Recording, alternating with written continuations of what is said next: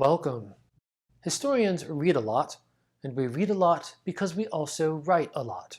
Doing history means reading history across multiple genres, and this is true regardless of whether your historical work is based in a classroom or in a more hands-on space like a museum. Today, we'll talk about the three main forms of academic historical publication: journal articles, monographs, and edited primary sources. All three are central to history as an academic discipline.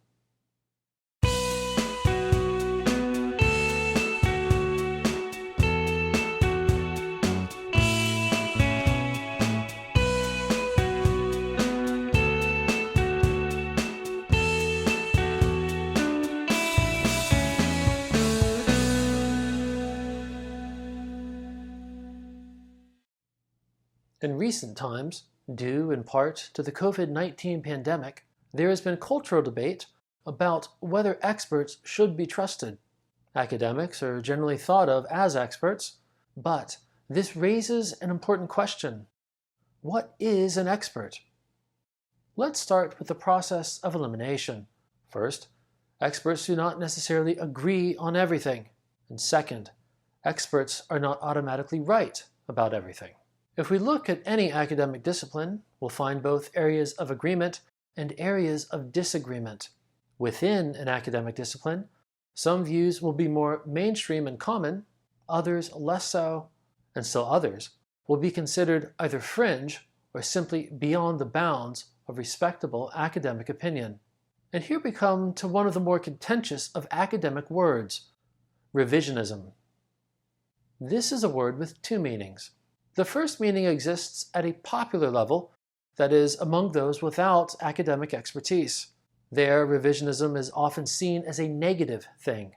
You'll find this in popular journalism, both left-wing and right-wing. However, the very same term is not always meant negatively, and here we come to the second meaning. In more academic circles, revision is key to everything we do. We're always looking for a better perspective.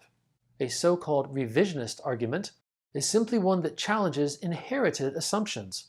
And if you don't have anything new to say about a topic, why say anything at all? If every new publication just restates what old publications already stated, then the research in question has broken no new ground. So, why publish it?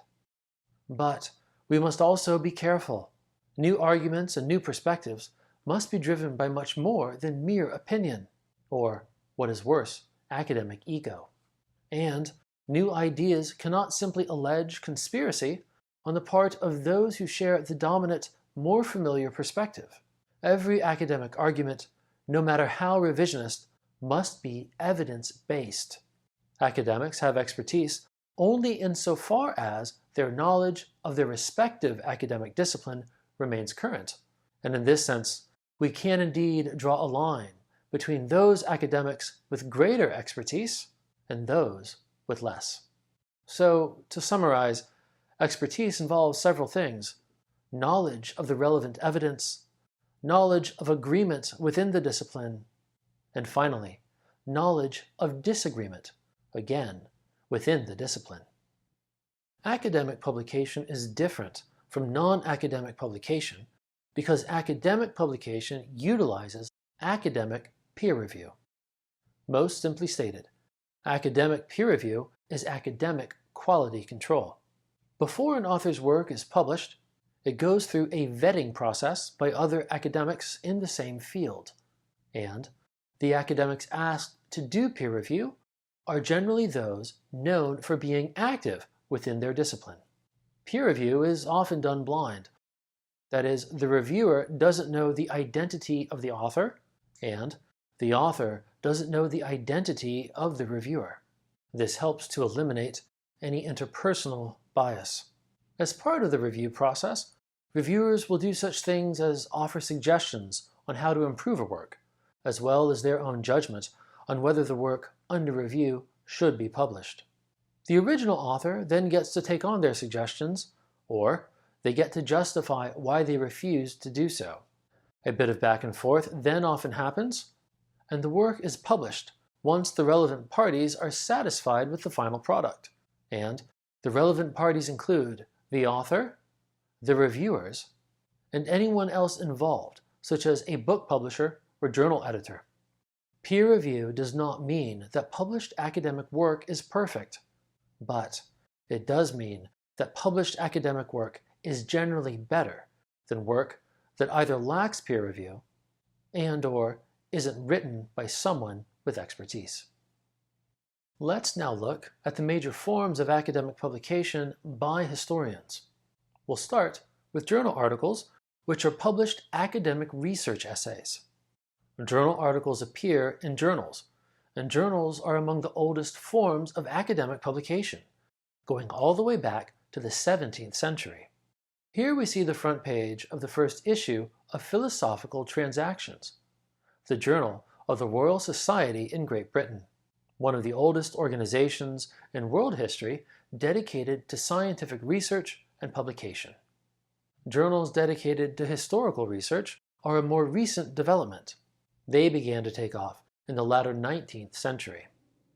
For historians today, journal articles are usually the length of a book chapter, somewhere between 20 and 30 pages, although there are exceptions.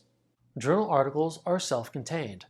They have an introduction, a thesis statement, supporting sections, and a conclusion. They cite their sources throughout, and the articles often contain a literature review, or lit review for short.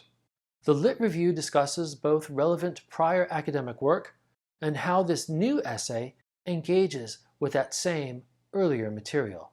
For historians, a lit review is also called a historiographical review because it discusses the historiography, that is, the relevant earlier historical scholarship. Before the advent of the internet, journal articles were published in paper form as parts of a larger academic journal. But today, although journals are still published in hard copy, they are most commonly accessed through electronic databases. Journal articles are a crucial form of academic publication, but far better known is the monograph. The word monograph means one author. Technically, a monograph is a book written by a single person. However, the term monograph is used today of any book with a continuous narrative, even if it's written by more than one person. The continuous narrative is key. Journals have many articles by many authors, but these articles don't form a continuous narrative. And some books are edited essay collections. They also have multiple essays by multiple authors. But even if they pertain to the same basic topic, they don't have a continuous narrative. Academic monographs also go through academic peer review. And, like journal articles, academic monographs make an evidence-based argument. They have an introduction. Oftentimes they have a thesis statement, and individual chapters in the book are the supporting sections that back up the thesis. Monographs end with a conclusion, which is usually followed by a bibliography and an index. Like journal articles, monographs are also self-contained, but they're considerably larger. So far, we've talked about journal articles and monographs. These are both secondary sources. That is, they are more recent works about older events. Historians distinguish secondary sources from primary sources. That is, the original source material from a time period. By way of example, the Declaration of Independence is a primary source for studying the American Revolution, but a later book about the American Revolution is a secondary source. So too, a monograph about the conquistadors is a secondary source, and these are different from a primary source collection about the conquistadors' invasion of a place such as Guatemala. One of the most important things that historians do is make sure that key primary sources remain available in print and/or electronic formats. And this is the third major kind of academic publication. An academic edition of a primary source will not just reproduce that source, but do such things as offer explanatory notes. It might also note when and where a source developed over time. For example, Thomas Jefferson's initial draft of the Declaration of Independence differed from its final form. So, an academic edition of the Declaration would note this. Academic editions of primary sources are often one of the best ways to study history. Of course, there are other kinds of academic publication too. One of these is book reviews. Book reviews are not unique to modern times. In the 17th century, philosophical transactions published book reviews too. And of course, popular publications have book reviews as well. The difference is really one of audience. Academic journals publish reviews of academic books, and the reviewers are also academics. Now, we've already talked about blind peer review. You might think of book reviews in academic journals as visible peer review. Here, the reviewer knows the identity of the author, and the author also knows the identity of the reviewer. A good book review does several things. It summarizes the content of the book under review. It assesses both the strengths and the weaknesses of the book. And it usually concludes with a recommendation either for or against the book. Speaking for myself, I will often look at book reviews so that I can make an informed decision on whether or not to purchase a book. And in this very practical way, academic book reviews are also very valuable. Other kinds of academic publication also exist. One is encyclopedia entries. These are sometimes called tertiary sources because instead of making an original argument, encyclopedia entries synthesize the current state of scholarship. And of course, academics sometimes write for general or popular audiences. These include such things as newspaper editorials, magazine articles, and blog posts.